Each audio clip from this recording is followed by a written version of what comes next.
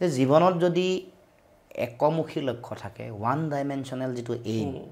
তেতিয়া কিন্তু মানুহৰ মাজলৈ কিন্তু হেৰি আহে মানে আপোনাৰ ফ্ৰাষ্ট্ৰেশ্যন আহে হতাশা আহে মই বহুত কৈছোঁ বিভিন্ন এনেকৈ ধৰণৰ ইণ্টাৰভিউবোৰত যেনে মানুহৰ এইম অফ মানে এইম অফ এ পাৰ্চন বা এইম অফ লাইফ বুলি যিটো কয় এইটো যদি ইউনি ডাইমেনশ্যনেল হয় ওৱান ডাইমেনশ্যনেল হয় তেতিয়াহ'লে যোনফালে লৈ যায় আৰু এইটো সময় সাপেক্ষ টাইম ডিপেণ্ডেণ্ট মানে ৰিলেটিভ ধাৰণা এটা সেইটোত আমি একচেপ্ট কৰি ল'ব লাগিব যদি নকৰে তেতিয়াহ'লে ফ্ৰাষ্ট্ৰেশ্যন আহি যাব বহুত যে ছুইচাইডেল ৰেটবোৰ বাঢ়িছে আত্মহত্যাৰ হাৰ বাঢ়িছে এইবোৰে মেইন কথা সেইকাৰণে এইবোৰ কথাৰ মানুহক এটা গাইডেঞ্চ লাগে মানুহক এটা বুজাবলৈ এটা পৰিৱেশ লাগে সেইকাৰণে এতিয়াতো বহুত তেনেকুৱা ধৰণৰ কথা বতৰা হৈছে আৰু এইটো যিটো আজিকালি চাইক'লজিকেল কথা বতৰাবোৰ বা চাইক'লজি এটা ইম্পৰ্টেণ্ট এটা ছাবজেক্ট এটা কিয় আমি ইম'চনেলি বেলেঞ্চ থাকিব লাগে